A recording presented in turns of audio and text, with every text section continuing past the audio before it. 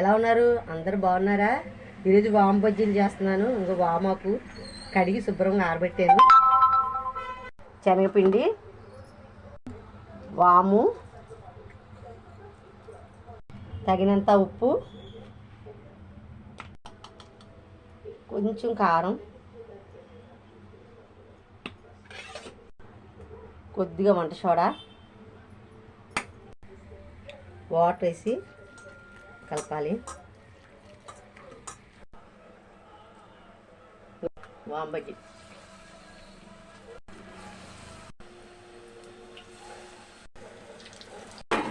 Brown ఇలా యాగాలి. కొద్ది brown colour రావాలి.